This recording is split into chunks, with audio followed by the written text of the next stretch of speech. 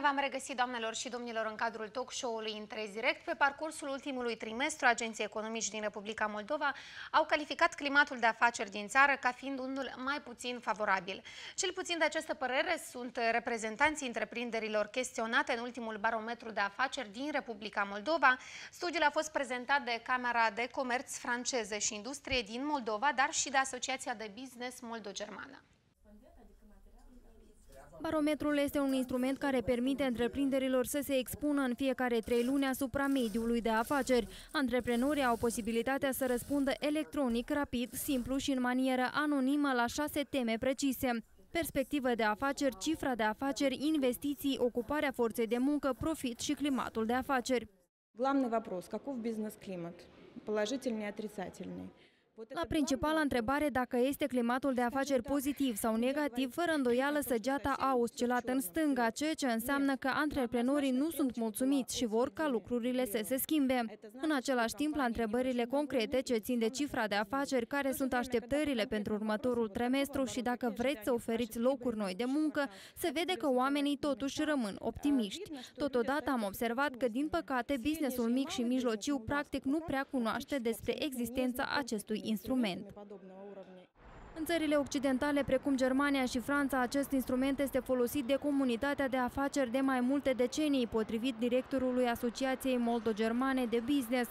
În aceste țări, barometrul și-a demonstrat eficiența și a devenit un mijloc puternic de dialog între guvern, grupurile de interese și antreprenori. Einfluss hat auf die Politik des Landes, in der Tat, ja. Aceste studii lucrează mai degrabă pe un termen lung și rezultatele lor influențează politica statului german, fiindcă autoritățile nu au dorința de a lucra împotriva economiei și atunci este un fel de reflexie între starea de spirit a antreprenorilor și acțiunile statului. Primele încercări de a realiza barometrul de afaceri în Moldova datează din 2011, iar începând cu această primăvară, el va fi publicat de 4 ori pe an, cuprinzând mai mulți respondenți și fiind totodată accesibil publicului larg. Stella Cheptene, Ruslan Ismailov, Elena Țâmbalar, NBC. Mai multe detalii despre datele care se conțin în acest barometru, dar și despre climatul de afaceri din Republica Moldova vom discuta în cadrul ediției de astăzi împreună cu invitații noștri, care sunt președintele Asociației de Cooperare Economică a Republicii Moldova-Germania, Wolfgang Lerche. Bine ați venit în studioul NBC. Mulțumesc! Emanuel Sculios, președintele Camerei de Comerț și Industrie Franța-Moldova. Bine ați venit! Bună seara! Iar alături de mine este Olga Daras, director executiv al Camerei de Comerț și Industrie Franța-Moldova. Bună seara! Trebuie să vă anunț, doamnelor și domnilor, că în ediția de astăzi translatorul, sau mai bine zis, ne va asigura traducerea doamna Daras pentru domnii invitați din ediția de astăzi. Ca să începem discuția privind datele barometrului, o să vă pun întrebările în limba rusă pentru a face mai ușoară comunicarea noastră. Сначала мы поговорим о качестве бизнеса. Молдова, ну и основные даты, которые вы собрали с помощью этого барометра. Я хотела бы спросить, какие выводы вашего исследования? Вот первые выводы, и я бы попросила господина Леркела сказать подробнее об этом. Выводы вот барометра, которые были. La première question porte sur la qualité du business en Moldavie en général, ou si on peut l'expliquer selon les données collectées par notre baromètre. Et la première question, c'est pour vous, c'est quoi nos données, comment on peut les expliquer, les résultats de ce premier baromètre, de cette première édition? Oui, mais j'aimerais bien redonner, de rendre sa question soit à Olga, soit monsieur, mon cher ami Emmanuel, parce qu'ils sont beaucoup plus connus, beaucoup plus vraiment les détails de ces baromètres. Господин Лерки предпочитает, чтобы на данный вопрос ответила либо я, либо мой президент, господин Скульюс, потому что в плане именно организации процесса, то, как мы собирали данные и что такое барометр технически, мы более подкованы, потому что мы это делали. Ну, давайте господин Скульюс тогда нам расскажет общее мнение после вот. То есть сейчас мы концентрируемся именно на результаты. О том, как они были собраны, это мы видим потом, да? Да. Donc on se focalise maintenant que sur la partie les résultats. Qu'est-ce que ces résultats nous disent? pouvez dire tous les deux. Alors, je crois qu'ils nous disent autre chose que ce que la presse a malheureusement titré après notre première conférence de presse, où on a eu le sentiment, et je regardais le reportage tout à l'heure, le climat des affaires en Moldavie est défavorable. En réalité, ce baromètre n'a pas dit que le climat des affaires était défavorable. Il a exprimé le sentiment de chefs d'entreprise interrogés à un moment où le pays vivait une situation un peu particulière, puisque le questionnaire a été posé au cours du dernier trimestre. Vous aviez des élections dans votre pays, vous aviez un gouvernement qui était en cours de formation. Vous avez eu effectivement un certain nombre d'affaires malheureuses dont on parle encore aujourd'hui, qui est l'affaire effectivement des 3 banques de Moldavie. Et vous ressortez avec un baromètre qui est finalement entre les deux. Il n'est pas négatif. Il est négatif sur un des indicateurs, qui est l'indicateur du climat des affaires, qui est l'indicateur le plus subjectif. Il est attentiste, si j'ose l'expression, sur les 5 autres indicateurs, qui sont des indicateurs par contre très très concrets, qui concernent l'emploi, le profit, les investissements des entreprises. Donc il n'y a pas d'éléments défavorables, je dirais au contraire plutôt positif, parce que j'essaye d'imaginer si 15% du PIB français avait disparu, 15% du PIB allemand avait disparu, comme ça s'est produit malheureusement ici dans l'affaire des banques, ou si un gouvernement français était soutenu par un extrême ou vice-versa en Allemagne, quels auraient pu être les résultats d'un tel baromètre en France ou en Allemagne? Ils auraient été vraisemblablement très négatifs. Donc je crois qu'il y a une forme d'indulgence à l'égard de la Moldavie et en tout cas pas d'éléments véritablement négatif de la part des entreprises, ou pas de signal négatif de la part des entreprises qui ont été interrogées, qui sont principalement effectivement ou françaises ou allemandes et quelques entreprises moldaves. Наше общее отношение по отношению к результатам, которые были показаны на пресс-конференции, оно все-таки отличное и серьезно отличное от того, что было сообщено прессой, как бы, скажем так, не то чтобы сообщено, а как к этому пресса отнеслась. Давайте подойдем к этой ситуации с пониманием контекста. Данные собирались в марте месяце, при этом опрос шел. Ваше отношение к происходящему по критериям, которые входят в барометр за последние 3 месяца, только что прошедшие, и будущие 3 месяца. Мы все прекрасно знаем контекст, в котором сейчас находится страна. Не так давно были выборы, правительство долго не назначали. Очень много экономических всяких показателей, которые сейчас реально негативны. Потом очень громкое дело по банкам.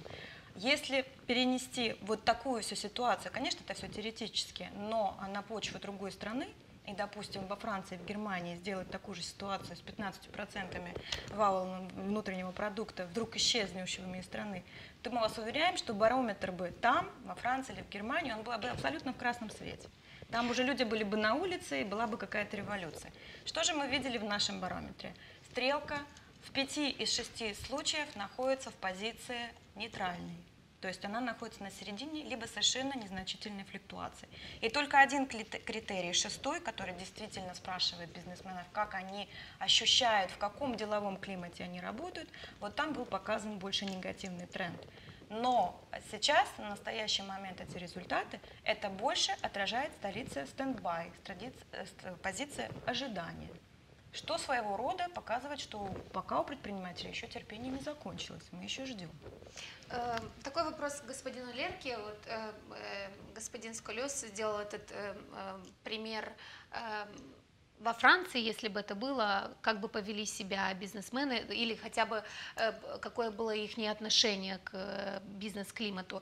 Я бы хотела бы спросить, если в Германии такое произошло, как бы среагировали и какие данные бы показали барометры в Германии? Конкретно, как пример, 15% Вот ВВП, вся эта ситуация. эти проблемы, которые вы их Monsieur, la question сказали. maintenant pour vous, si on imagine cette situation, ce qui est bien sûr très théorique, mais par exemple si en Allemagne, il y avait ces 15% de PIB disparus, d'autres problèmes économiques majeurs, etc., comment se comporteraient les entrepreneurs ou tout simplement la société allemande? Oui. Est-ce que vous pouvez imaginer? Avant, j'aimerais bien expliquer pourquoi j'ai rendu la question aux amies françaises. Окей. Изначально я хотел бы объяснить, почему я передал первый вопрос моим французским партнерам. En fait, ce sont les Français, nos amis français, et nous avons une coopération très étroite. Le couple franco-allemand, soit à Bruxelles, soit partout, et particulièrement aussi ici à Chisinau. On a une coopération très étroite, et c'était le côté français qui a commencé avec cette idée de faire ce baromètre. Изначально надо сразу подчеркнуть, что первыми в Молдове заговорили и стали пробовать внедрить его в пользование именно французы, французская торгово-промышленная палата. А то, что мы сейчас с ними сотрудничаем, это еще один пример вот той самой знаменитой французско-германской дружбы, которая будь то в Брюсселе или в Кишиневе, но, слава богу, дает всегда свои положительные плоды. Je me rappelle qu'il y a juste un an, ici j'ai un projet, j'ai un discours que j'avais fait il y a un an exact quand il y avait la visite de M. Barroso. Et j'avais une invitation de M. Lianka et Barroso pour faire un discours concernant les investissements étrangères ici à Chisinau, République de Moldave. Сейчас мне на память приходит одно мое участие. Я сделала речь, у меня было личное приглашение от господина Барозу и господина Лянки. В прошлом году я как раз-таки, мне дали слово и спросили мое мнение по привлечению иностранных инвестиций в Молдову. Et à cette époque, déjà, j'ai parlé ici dans cet discours, j'ai parlé de cet baromètre, business baromètre, à cette époque comme projet du côté français. C'est-à-dire, nous, les Allemands, on est venus plus tard, mais pour faire cette coopération. И уже в той речи я говорила о важности, необходимости иметь в Молдове такой бизнес-барометр, и я упоминала о том, что у французской палаты французов такой барометр есть, и что мы, немцы, к этому планируем присоединяться, что и свершилось. Et comme je l'ai dit déjà il y a 2 jours à la présentation de ces baromètres, les baromètres, comme mon ami Emmanuel a expliqué, ça consiste des dates et ça consiste un petit peu d'une opinion personnelle. Et moi, et aussi nous tous, regrettons énormément la réaction de la presse qui a pris un petit point en faisant tout ça un petit peu négatif, c'est-à-dire de faire une marche négative, c'est-à-dire un principe pour l'économie moldave. Et nous, avec les résultats qu'on a, c'est juste tout à fait le contraire. Toutes les dates qu'on avait, toutes les dates qui sont basées sur des figures, sur des chiffres, ce sont positifs, soit zéro ou neutre ou positif. Il y avait un seul point, c'est-à-dire aussi, la base, c'était une idée, une impression, pas une base avec des dates, avec des chiffres. Et ça, c'était négatif, je ne sais pas pourquoi, et des gens font tous un petit peu bien et positif, et tout à fait, ils disent, bon, c'est pas, le climat, c'est pas bien. C'est-à-dire, je pense, et je regrette énormément que la presse a un petit peu tourné le minus et le plus, et a fait ça envers. Лично мне жалко, очень жалко, что пресса уцепилась только за негативный момент, который отличается от всех остальных тем, что это был единственный момент чисто психологический. Барометр собирает совершенно конкретные данные, а те данные, которые основываются на цифре, просто на факт. Есть рост? Нет. Лучше стало? Хуже. Конкретно прибыль или про прибыль нет. Или инвестиции сделал? Не сделал. Вот эти все конкретные ответы, у нас все либо нейтральная ситуация, то есть 0 на выходе, либо даже чуть-чуть положительная. Там же, где люди имели возможность дать свое ощущение, свое ожидание, вот там получился негатив. И, конечно, смещать весь акцент на то, что все абсолютно плохо, это было бы неправильно. И вот я, моя команда, мои партнеры с французской стороны, конечно, нам было несколько неожиданно и не совсем приятно видеть такой момент. Maintenant, je dois vous revenir à la question de Rodica par rapport à si ça arrivait en Allemagne. Я напомнила господину Лерке вопрос. Si ça arrivait en Allemagne, ce serait quoi les réactions des Allemands? L'affaire des banques. Je n'ai pas compris la question. Si cette situation théorique très difficile dans le pays, avec 15% de PIB disparu et d'autres choses difficiles, si ça arrivait en Allemagne, ça serait quoi la réaction des entrepreneurs allemands?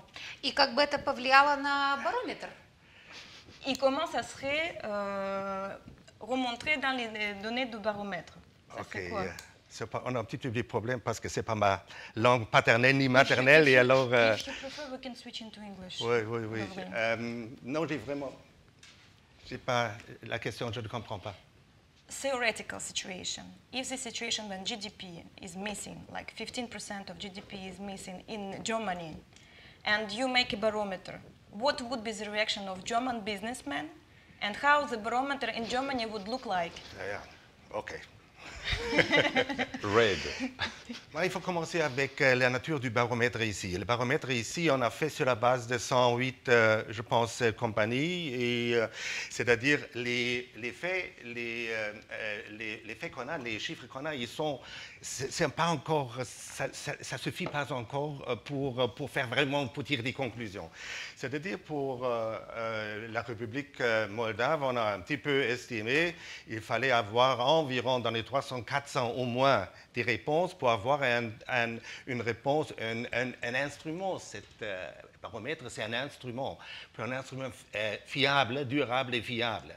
C'est-à-dire en Allemagne, c'est complètement différent. On fait ça depuis je dirais pas des siècles, mais depuis des années en France et en Allemagne, c'est des baromètres, ce sont des trucs qui sont énormément sensibles. Si on disait à la télévision aussi, on disait après un certain temps, ça c'est positif, ça c'est négatif. On a vraiment là sur le marché des stock exchange shares, on aura une réaction énorme, c'est-à-dire soit en bas, soit en haut. C'est-à-dire ça doit pas arriver. C'est-à-dire ces dates doivent être vraiment durables, fiables et exactes. Et c'est, comme je disais peut-être avant, mais je vais le dire encore une fois, ces dates, les résultats, ça c'est un instrument pour le gouvernement sur un côté et un instrument sur les compagnies allemandes, si on parle d'Allemagne, et troisième,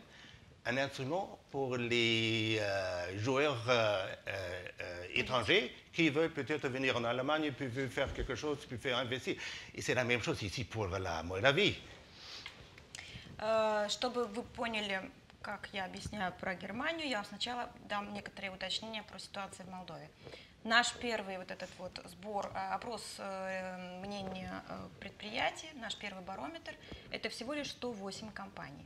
Это не так мало, это крупные компании, это, как правило, иностранные компании, все это очень интересно.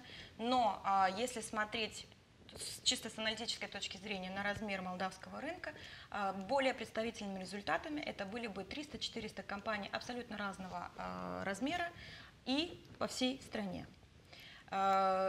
Сейчас это еще пока не так, и поэтому те выводы, которые мы сделали, это первые выводы, и касаются они в основном столичного региона. В Германии ситуация совершенно другая.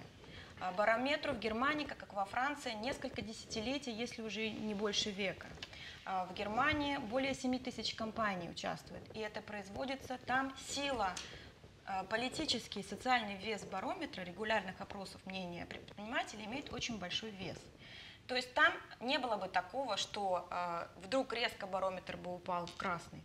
Он бы падал туда постепенно, потому что барометры проводятся регулярно. Это каждый раз очень методично, с приемом одних и тех же критериев применением собирается информация. И там правительство настолько зависимо от результатов, которые люди высказывают, в данном случае предприниматели, что, безусловно, когда у тебя такие показатели, Ну, трудно, даже в теоретической ситуации трудно себе представить, чтобы довели барометр до красного цвета полностью. Вот. То есть и из этого господин Лерке сделал такие вот 3 важные момента. Барометр важен. В первую очередь результаты барометра важны для властей. Во-вторых, они важны для самих предпринимателей, чтобы видеть, есть мое личное ощущение и общее ощущение рынка. И третье, это крайне важно для иностранных инвесторов. Потому что иностранный инвестор, который думает чисто гипотетически о каком-то новом рынке, ему нужны какие-то показатели на понятном ему языке. А предпринимателю всегда нужны цифры. Сложно базироваться на какие-то просто отношения, эмоции чьи-то. Нужна конкретика. Барометр такую конкретику дает. Despre scopul acestui barometru, ce detalii mai oferă, dar și cât de important este pentru autorități pe de o parte, pentru mediul de afaceri pe de altă parte, dar și pentru potențiali investitori străini. Despre asta vom discuta, doamnelor și domnilor, după o scurtă pauză.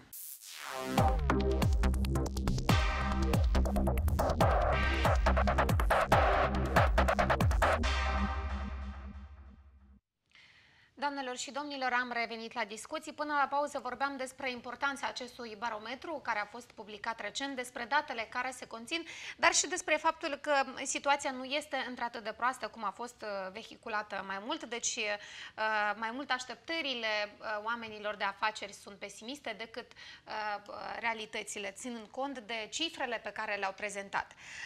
Госпожа Дарас, я хотела спросить по поводу барометра, какие задачи вы ставите перед собой, когда готовятся вот такие исследования? Вот какая цель? Поскольку речь идет, во-первых, о 2 торгово-промышленных палатах. Мы называемся чуть по-разному, но суть одна. 2 торгово-промышленные палаты, иностранные, присутствие в Молдове. Одна из наших основных миссий – это привлекать инвесторов. Для нас французских инвесторов или франкоговорящих и германоговорящих инвесторов. Каждый раз, когда ты пытаешься говорить иностранцам о Молдове, нужно пройти определенную психологическую подготовку. Так, первый раз тебя могут спросить, где это на карте. Второй человек, более уже опытный, поймет, где это на карте, но тут же не будет понимать, о чем конкретно идет речь в плане рынка. И только небольшой процент тех людей, которые действительно присутствуют уже в регионе, как правило, либо с восточной стороны Молдавии, либо из Румынии, то есть люди, которые уже знают, о чем идет речь, только с ними можно о чем-то конкретно говорить. То есть первая проблема Молдовы как рынка для иностранцев, то, что они еще просто не знают. Вторая проблема, что те, кто знают, часто знают негативно. Потому что единственное, что выносится на публичное обсуждение как в самой стране, так и вне ее, это, как правило, негатив. О какой иностранной серьезной политике иностранных инвестиций можно говорить, если кругом сплошной негатив? Вот с этим вот конкретным моментом, для нас очень проблематичным. Изначально, во-первых, это тоже и традиция, тоже как и Франции, так и Германии, такие опросы с предпринимателями. Но еще в 2011 году в Торгово-промышленной палате Франции и Молдовы по инициативе тех руководителей палаты в тот момент, которые здесь были, и внешних экономических советников Франции, были первые запуски, попытки собирать опрос изначально среди своих членов, небольшого круга друзей, но у нас не было, скажем так, промышленной основы. Прошло чуть больше времени, мы тоже чуть-чуть больше окрепли. Инициатива была удвоена, скажем так, в своей силе, потому что к нам присоединились немецкие партнеры. Мы объединили наше время, мы вложили в это деньги, мы обратились к IT-разработчикам. Речь идет о одной из наших компаний, членов, и тоже это французская компания Pentalog. Очень хорошие девелоперы, рекомендуем. И теперь речь идет о веб-странице, которая, во-первых, продукт 2 торгово-промышленных палат, то есть она не принадлежит ни французской палате, ни немецкой, это совместное дитя, скажем так. И речь идет об элементарном, как элементарном, теперь уже элементарном экономическом опроснике, который раз в триместр будет рассылаться той базе контактов, которые мы имеем, которые мы должны регулярно проверять, потому что недостаточно иметь адрес, личный адрес директора какой-то компании. Нет постоянных личностей ни в бизнесе, ни в политике. Люди меняются, поэтому какие-то адреса появляются новые. Постоянная работа с базами данных и людьми на руководящих постах, или, по крайней мере, тех, которые владеют информацией, это отдельный большой труд. То есть с нашей стороны будут прилагаться усилия по поиску таких людей, которые отвечают на наш опросник. И в то же время мы только приветствуем, и на сайте есть возможность, когда вы идете в рубрику «Контакты», открывается формуляр, где вы можете отправить, причем сразу скажу, это все исключительно конфиденциально и исключительно для выражения вашего мнения. Четко просто название компании, контакт человека и email-адрес, на который человек разрешает присылать ссылку с этого сайта раз в триместр, чтобы он в течение 3 минут отметил свое отношение по этим 6 критериям. Сайт доступен всем, businessbarometer.md. Acolo unde pot intra toți oamenii de afaceri care doresc să-și lase opiniile și să răspundă la întrebările barometrului. У меня сейчас вопрос к мистеру Скулиас по поводу бизнесменов. Насколько они готовы открыто говорить о успехах в компании, о планах компании, ну, конечно, и о проблемах в бизнесе?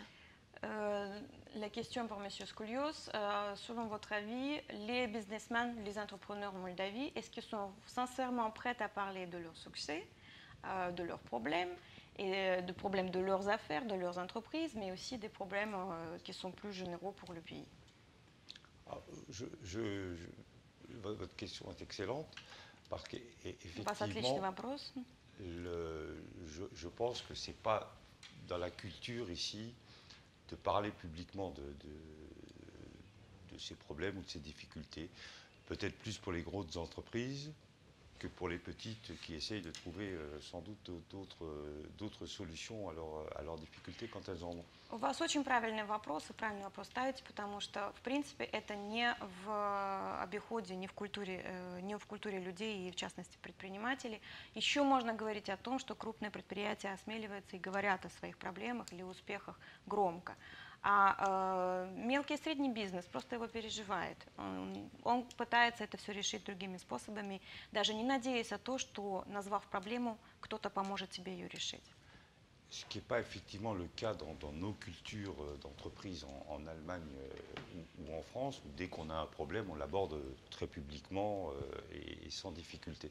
Это кардинальное отличие от культуры ведения бизнеса и вообще отношения к проблеме в наших обществах, что в Германии, что во Франции. Как только имеется проблема, они говорят громко, долго и конкретно. Mais c'est aussi pour ça qu'il est intéressant pour un pays comme la Moldavie, et son rapprochement européen s'effectuera grâce à ça, d'avoir de plus en plus d'investisseurs étrangers qui vont changer la culture du chef d'entreprise dans ce pays. Et c'est le rôle de la Chambre de commerce française. Nous, on leur explique régulièrement à nos membres, quand vous avez un problème, parlez-nous-en. C'est ce que font nos amis allemands. Et c'est aussi l'objectif du baromètre moldave des affaires, de donner des outils pour s'exprimer de plus en plus franchement. Plus on s'exprimera, plus vos autorités entendront nos messages et plus les choses évolueront dans le bon sens. Именно поэтому для такой страны, как Молдова, во-первых, критически важно привлечение иностранных инвесторов, которые не просто деньги принесут, но еще и культуру ведения бизнеса. Это, во-первых. А во-вторых, такие способы передачи своего мнения и возможности задать свой вопрос и поставить свою проблему ребром перед правительством, как барометр, это самые идеальные способы, потому что это конкретно, здесь нет лишних эмоций, здесь только цифры, и это то, как это работает в других странах уже очень давно. Хотела бы спросить господина Лерке, как он думает, почему наши бизнесмены боятся говорить о своих проблемах? Нету надежды на то, что найдутся решения, если они заговорят об этом, или просто привыкли вести бизнес сами по себе и решать сами по себе какие-либо проблемы? Monsieur Lerke, est-ce que vous croyez aussi que les businessmen, les entrepreneurs moldaves, ils ont peur de poser ces questions et ils ont peur de résoudre les problèmes, dire qu'ils ont des problèmes, ils préfèrent de résoudre par eux-mêmes. C'est quoi votre sentiment par rapport à ça? Oui, je pense, je peux seulement dire ce que mon ami aussi a dit. Je pense les Moldaves, mais c'est un petit peu dans leur caractère, c'est un petit peu l'histoire de ces pays que je connais assez bien après 11 ans que je suis ici. Et ils sont plutôt peut-être entre eux. Ils parlent beaucoup, mais officiellement, ça va être très difficile d'avoir une opinion soit très positive ou très négative. un petit peu, on a ça aussi avec les Allemands et aussi les Français, parce que comme on a maintenant discuté un petit peu, parce qu'on a discuté avant pourquoi on a le point 6 tellement négatif, notre point négatif, c'est-à-dire le climat. Et maintenant, je me rappelle, c'est-à-dire avec ce sujet qu'on parle, je me rappelle d'une chose que je pense, j'en suis sûr, c'est pour les Français, c'est la même chose que pour les Allemands. Quand je parle avec quelques entrepreneurs, quelques chefs de compagnie allemands ici, en principe, c'est négatif. C'est négatif. Oh non, les problèmes, et ça, et ça, et ça, et ça, et ça. Mais c'est une contradiction exacte à ce que disent les chiffres. Et si on demande à un entrepreneur allemand, français, qui dit bon, c'est tout à fait, c'est pas bien, le climat, c'est pas bien, la réaction, c'est-à-dire logique, sera allez, pars. Mais il ne part pas. C'est-à-dire, c'est une opinion, c'est un sentiment, quelque chose qui, en principe, qui n'est pas basé sur des faits. Et c'est pour ça, encore une fois, je dis ce que je disais au début, c'est dommage que la presse a mis ce point comme le point plus difficile, plus important. Ce n'est pas vrai. C'est-à-dire, on parle un petit peu, c'est un sentiment, on ne se sent pas bien, mais les chiffres sont complètement différents. Еще раз, как бы, тот момент, что такой характер у народа, в том числе и у предпринимателей. Да, конечно, и это действительно можно объяснить и чуть-чуть историей, и характером. И понятно, что это пока так. Видно, что люди больше общаются между собой, обсуждают свои проблемы внутри. Но чтобы сказать конкретно негативно или очень позитивно, почему нет? Но официально, как правило, это намного сложнее. При этом нельзя говорить, что только это свойственно только молдаванам в Молдавии. Нет. Даже я вот сейчас предпринимаю вот по поводу вашего вопроса, как бы было бы в Германии. Будем говорить сейчас о немцах, которые здесь, в Молдове. Мы часто их спрашиваем, как у вас дела? И начинается жалоба, ой, это плохо, это так, это то, ой, как все плохо. А потом конкретный вопрос, что ж ты не уезжаешь? Никто не уезжает, бизнес идет. Об этом и показывает барометр, без лишних эмоций. Конкретные вопросы. Прибыль есть? Есть. Инвестиции сделал? В этом триместре не сделал. Персонал новый набрал? Сейчас не набрал, но в следующем семестре собираюсь. Вот это реальная оценка ситуации. А последний момент – это эмоции. Людям тоже нужно выражать эмоции, но базироваться только на них, вот именно поэтому он вернулся к тому моменту, что для нас было несколько удивительным и не совсем приятным тот момент, что пресса сфокусировалась только на негативе. То есть в этом, в принципе, большая разница этого барометра и других исследований, то, что они показывают конкретные цифры, и они не показывают только ощущения или ожидания бизнеса, да, они показывают реальную историю каждого бизнеса, как он идет, хорошо или плохо, и это очень мотивируется простые, цифрами. да, очень простые вопросы идут. Предыдущий семестр сравни, что было лучше, хуже, вот тебе показатели, скажи, стало лучше, неизменно, или стало хуже, вот по всем 5 вопросам именно так. И только один вопрос, где тебя конкретно просят, скажи, как ты думаешь будет потом, или вот этот бизнес-климат, комфортно тебе, некомфортно. Психология важна всегда, нельзя говорить, что это не важный момент, но основываться только на нем нельзя. Поэтому, если вернуться к изображению нашего сайта, ну, кто смотрел или кто еще посмотрит, первый барометр, самый общий, картинка, она обобщает все остальные маленькие 6. Она нейтральная, то есть ситуация сейчас касательно бизнес-климата – это ситуация ожидания. Все. Вопрос для господина Сколиос по поводу барометра, да и не только. Насколько органы власти готовы прислушаться к мнению бизнеса, и сможет барометр стать вот этой вот платформой общения? Потому что наши бизнесмены очень часто жалуются на то, что власти не прислушиваются к тому, что они говорят. La question pour M. Skoulios, est-ce que vous pensez que ce baromètre pourrait devenir une base d'expression de sentiments du business? Est-ce que vous pensez que ça sera aussi entendu et vu par le gouvernement? Parce qu'aujourd'hui, la situation est telle que les entrepreneurs disent qu'il n'y a personne qui les écoute, personne qui les entende. Oui, je vous rassure, on dit la même chose en France. Sразу хочу вас успокоить, во Франции тоже все говорят то же самое. Les politiques ont pour fil directeur de ne jamais écouter la population ou les acteurs économiques. Политики, находящиеся в власти, все страдают одной проблемой. Они часто не слышат свой народ и свой бизнес. C'était une plaisanterie. Это была шутка.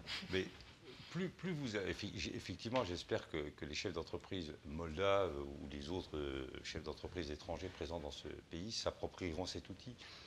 Plus vous aurez de moyens d'expression, plus vous avez de moyens de pression sur les politiques publiques qui sont mises en œuvre. Но, безусловно, это очевидно, что чем больше предпринимателей будет принимать участие в подобном опросе, чем больше массы критической данных будет набираться, тем больше будет политического социального веса подобного барометра. Показывать конкретные отношения, допустим, сделали какую-то важную реформу, вот ее первые результаты. Как люди к этой реформе относятся? Еще раз, результаты барометра, они будут полезны одним, чтобы выскальзываться, а другим, чтобы понимать, что люди говорят и думают, в отрыве от чьих-то личных мнений, просто базируясь на конкретные данные. Базируясь вот на эти данные, которые собрали вы за этот период, вопрос для господина Лерки, каковы прогнозы для бизнеса, если делаются прогнозы для бизнеса, ну и, конечно, насколько они совпадают с ожиданием бизнеса?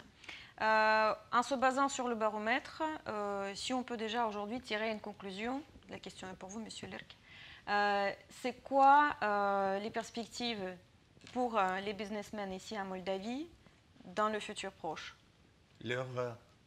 Encore une fois? Leurs perspectives, comment ils pensent ce qui va arriver? Est-ce qu'on peut tirer des conclusions du baromètre déjà? Les perspectives, il faut voir un petit peu le temps. Il faut voir un petit peu ce qui s'est passé l'année dernière, c'est-à-dire avec le papier qui a été signé entre la République moldave et l'Union européenne. Je pense à un papier très important pour la Moldavie. On peut en discuter, c'était le bon moment pour beaucoup de choses, politiques, les élections et tout ça. Et c'était aussi logique à cette époque, je pense que pour un certain moment, pour un certain temps, il y aura des difficultés, des irritations pour les business moldaves. Qu'est-ce que je fais avec ça, avec la scénario politique qui pourrait changer après la signature de ces contrats?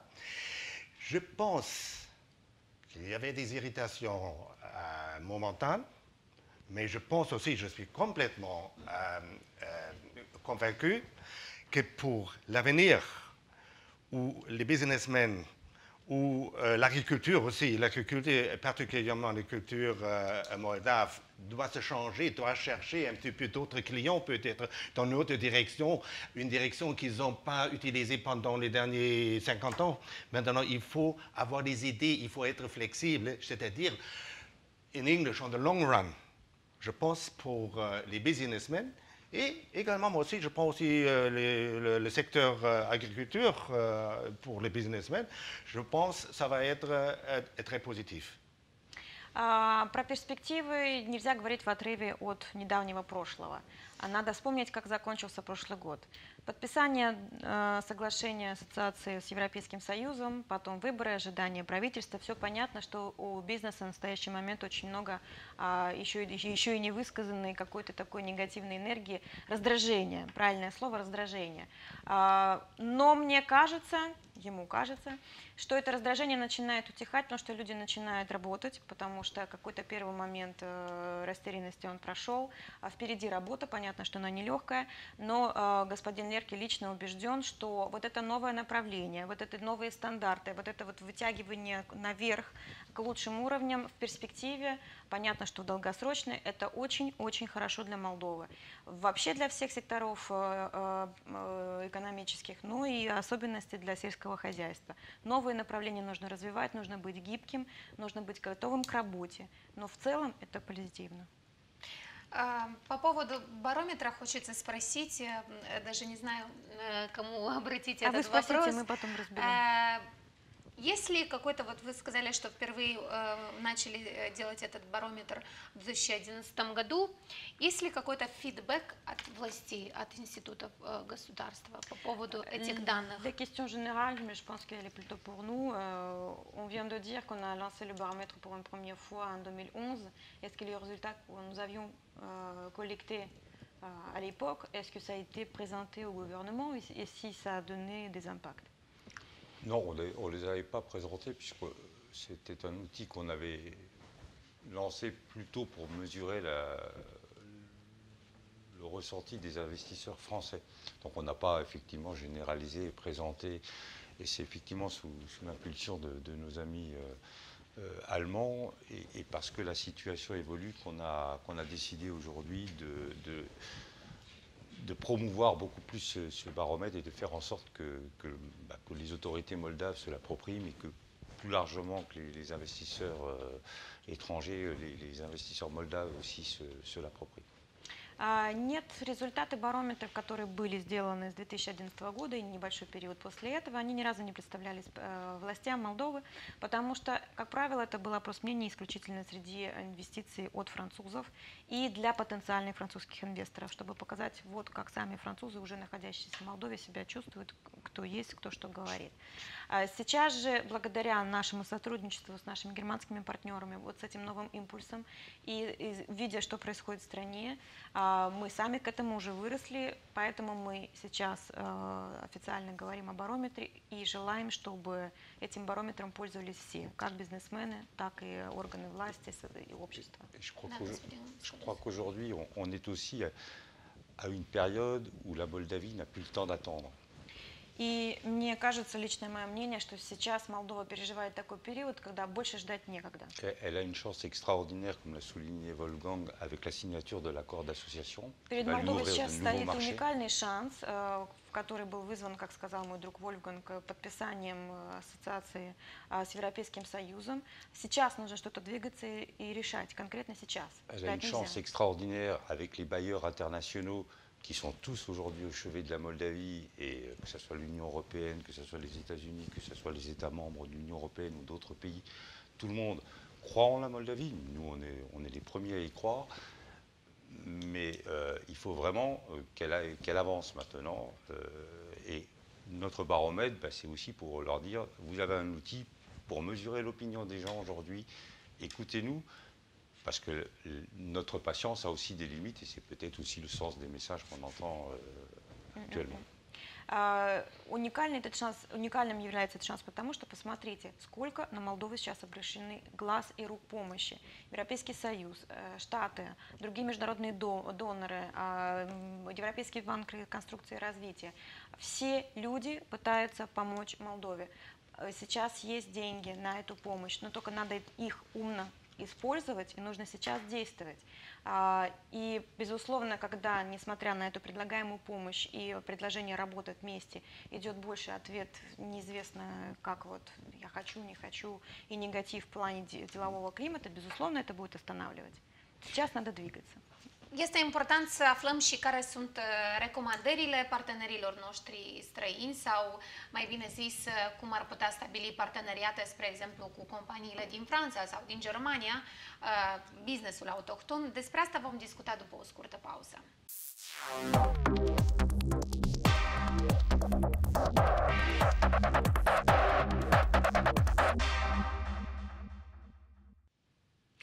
Doamnelor și domnilor, am revenit în cadrul talk show-ului Interes Direct. Vă reamintesc că în ediția de astăzi discutăm despre barometrul de afaceri din Republica Moldova, prezentat de către Camera de Comerț și Industrie din Moldova, Asociația de Business Moldo-Germană. Avem și președinții acestor instituții în studio și directorul Camerei de Comerț. Discutăm mai multe detalii despre barometru. În cea de-a treia parte încercăm să venim cu câteva concluzii referitor la studiul pe care l-au făcut public, dar și cu sfaturi utile pentru businessul moldovenesc. Вопрос для мистера Лерки. Этот вопрос я получила на Фейсбуке, поэтому хочу поставить его именно вам. По поводу коррупции в частном секторе. Это негативно влияет в первую очередь на конкуренцию, ну и, конечно, на развитие экономики. Как бороться с этим в частном секторе? Une question que j'ai reçue sur Facebook de nos auditeurs et que j'aimerais vous adresser, c'est par rapport à la corruption au secteur privé. Bien sûr, ça impacte l'économie, c'est très mal, etc. Mais quelles seraient les solutions pour la combattre? Oui, je suis pas sur Facebook. Я не на Фейсбуке, не знаю. Je ne peux pas répondre à cette question. Не знает, как ответить. Je crois qu'il faut d'abord beaucoup de temps parce qu'on ne change pas la culture comme ça. Pour lutter contre la corruption, il y a beaucoup de choses à faire. Elle démarre malheureusement. Alors, elle ne touche pas énormément les entreprises françaises ou allemandes. On a quelques problèmes, mais on n'est pas les premières victimes de la corruption. Je crois que les premières victimes de la corruption sont les Moldaves eux-mêmes. Понятно, что культуру страны за 5 минут никто не меняет, это очень долго и это очень сложно. Надо отметить, что в такие случаи коррупции, как правило, не сильно или вообще не влияют на французские или немецкие предприятия, присутствующие в Молдове. Первые, кто от этого страдает, это сами молдаване, сами молдавские предприниматели, это однозначно. Donc on ne se permettra pas de donner aux autorités moldaves des conseils dans le domaine parce que c'est un chantier qui est énorme, parce que c'est aussi un chantier culturel dans ce type de pays, mais pas uniquement en Moldavie. Поэтому мы не можем себе позволить давать никаких уроков молдавским правителям, потому что речь идет не только о бизнесе, речь идет о культуре целой страны. Это огромная многолетняя стройка, и понятно, что готовых рецептов на такие вещи нет. Mais le meilleur moyen de lutter contre la corruption, quels que soient les pays, c'est d'abord d'en parler. Но первым способом и самым надежным борьбы с коррупцией в любой стране – это начать о ней говорить. Et ensuite, quand vous en avez parlé, quand vous avez identifié les problèmes, c'est d'avoir une justice, et c'est ce que rappelait M. Vicher de l'Union européenne, une justice qui fonctionne et qui sanctionne les faits de corruption. Alors, les gros, parce qu'on ne peut pas mettre tout le monde en prison. И, безусловно, после того, как поговорили и определили задействованных лиц, виновных, единственный способ борьбы с этим – это наказывать этих виновных. А для этого нужна здоровая, работающая система правосудия. Именно об этой проблеме говорил наш коллега из Европейского Союза, господин Вихер Слактер, во вторник на нашей пресс-конференции. Et c'est pour ça que la justice est une priorité aussi. И именно поэтому, в том числе и для бизнеса, правосудие – это один из главных приоритетов. Хочется поговорить о иностранных инвестициях в Молдову. Это, конечно, крайне важно для нашей экономики. В последние годы уровень прямых иностранных инвестиций в Молдове остается крайне низким, особенно в реальном секторе экономики. Каковы причины и что может стать толчком для привлечения иностранных инвестиций в Молдову? Господин Лерке. Quand on parle des investissements étrangers, il faut constater que les dernières années en Moldavie, ces investissements, il n'y a pas d'une grande croissance. Donc les investissements restent à un niveau assez modeste. D'où ma question, qu'est-ce que la Moldavie devrait faire pour attirer les investisseurs étrangers? Ça c'est un sujet sur lequel on peut parler toute la soirée. Это тема, про которую мы можем говорить весь вечер. Je pense dans les derniers temps, ce que je connais, que j'ai vu en République moldave en question des investissements, c'était, comme je disais déjà quelques jours, c'était comme comment est-ce qu'on dit ça, un virage de sinus. Up and down and up and down. Ça dépendait des données internationales, des données sur place, des données politiques. Il y avait beaucoup de raisons qu'on peut voir. Quand je me rappelle, il y a 2-3 ans, il y avait beaucoup des Allemands, par exemple ici, Français peut-être aussi, qui venaient d'Allemagne, qui voulaient investir. Quelquefois, ils l'ont fait. Quelquefois, après, il y avait une autre information sur la situation politique. C'est-à-dire, la République moldave est située dans une place pas très favorable en ce moment, avec les problèmes qu'on a en Ukraine.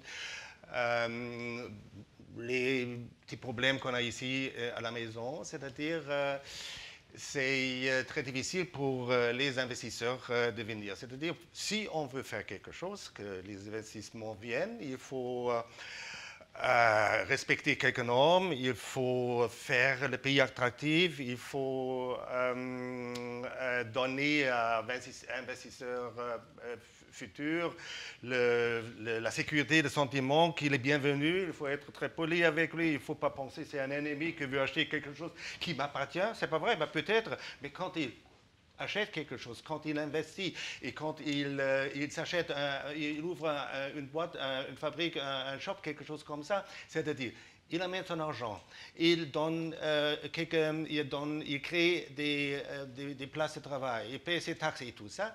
Et je pense quelquefois, même encore aujourd'hui, c'était au début, il y a 10 ans, c'était encore beaucoup plus difficile.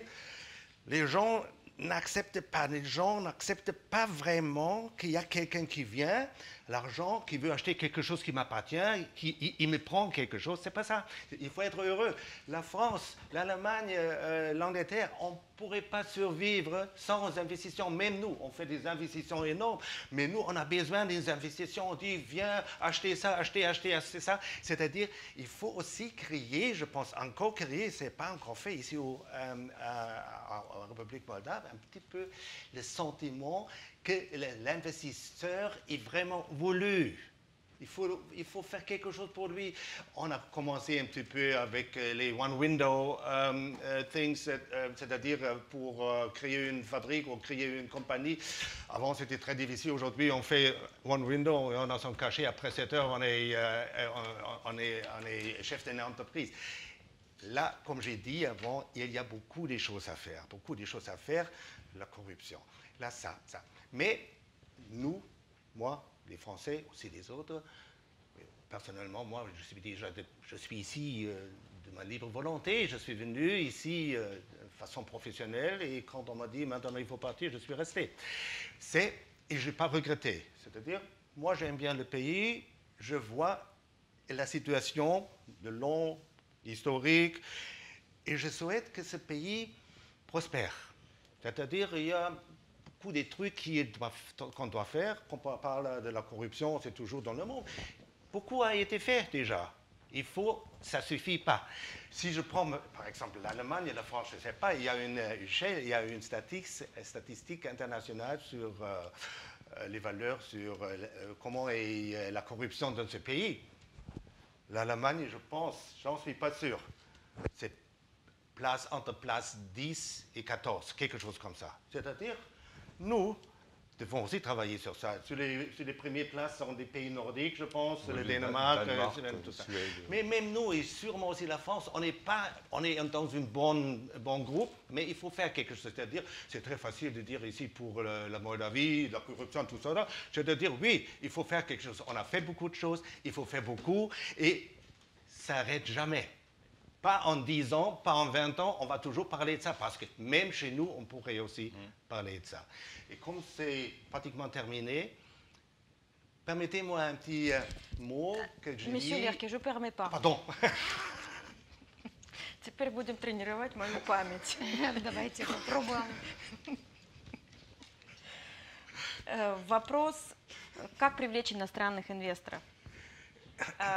Господин Лерки в Молдове уже 11 лет. Он сюда приехал как посол Германии в свое время, а потом его срок закончился, ему можно было уехать, а можно было и остаться, и он остался, и он не жалеет.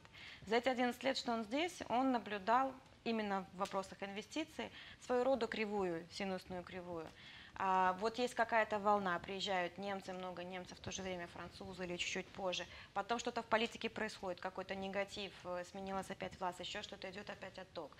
Если говорить про сейчас, то, безусловно, Молдове не везет в плане соседства нынешнего и с теми экономическими и политическими проблемами, которые находятся рядом в соседней Украине. При этом, при всем, говорить, что только это причина, и из-за этого нельзя привлечь инвесторов, это было бы слишком легко, и это неправда.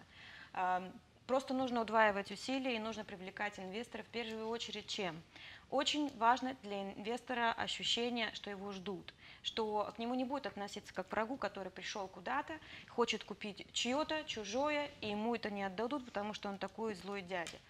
То есть первое, что нужно менять, это отношение в головах людей к тому, что инвестор – это не поработитель, а человек, который придет со своими деньгами, создаст рабочие места, научит чему-то новому. Да, тоже будет от этого получать прибыль, но это не постыдно получать прибыль, если эта прибыль приносит пользу еще кому-то еще.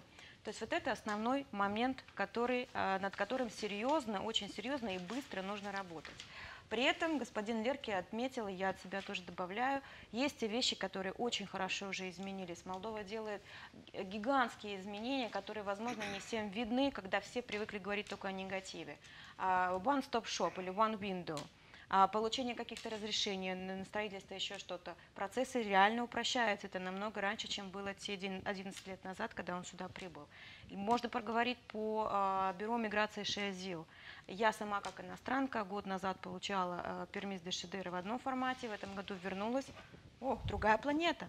Это очень хорошо и очень здорово. Таможни молдавские, они намного сейчас, вот благодаря тем реформам, которые идут в преддверии работы с Европейским Союзом по ассоциации, договору ассоциации, иной раз таможни на уровне или даже лучшего уровня, чем в европейских странах. То есть есть положительные изменения. Вот в этом направлении и нужно продолжать. Что говорить про коррупцию? Она во всех странах есть. Даже в самой Германии, это как господин Лерки сказал, если он не ошибается по критериям Doing Business, Германия находится на 10-14 месте, что-то в этом духе. Это значит, что и там есть еще периметр для улучшений. А сколько там веков уже ведется с этим работа, или там хорошо десятилетий. То есть это долгий путь, это будет постоянно, останавливаться на достигнутом нельзя.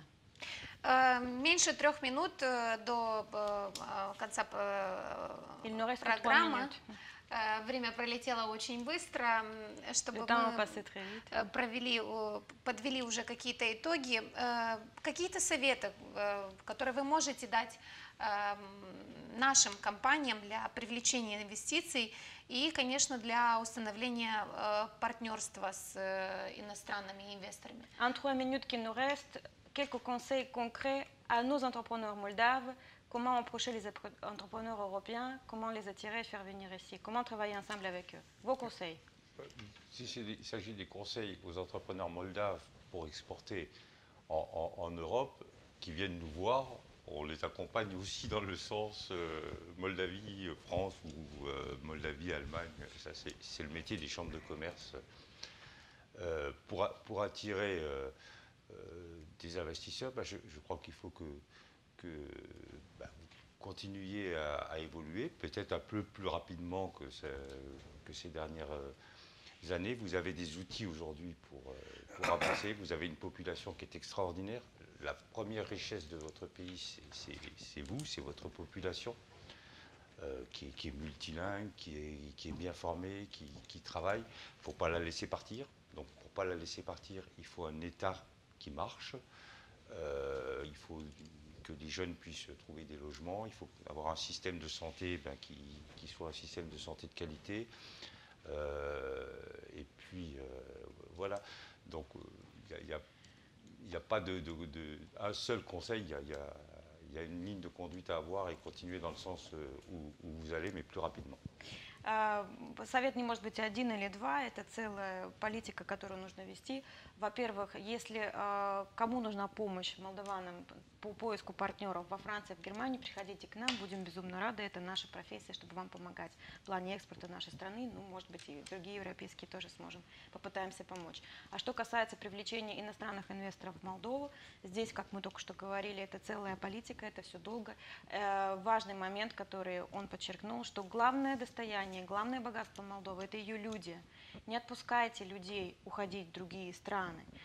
Нужно настоящее государство, настоящее правительство, благодаря которому люди бы оставались, потому что именно ради этих людей, этих специалистов придут и инвесторы, и кто угодно. Вот это главный совет. Очень короткий итог, господин Лерки, и для вас по поводу сегодняшней программы. Ну, конечно, идеи, которые прозвучали сегодня, инвестиции, бизнес-климат и так далее, какие-то Короткие шаги или, может быть, и долгосрочные для успеха бизнеса? Votre conseil aussi très général pour que les affaires en Moldavie soient avec du succès, les conclusions de ce programme, de tout ce qu'on a parlé. This will be very short. When I spoke about the possibility I had last year to have a speech in front of Mr. Barroso, I was speaking about all these problems, about investing and this and this and this.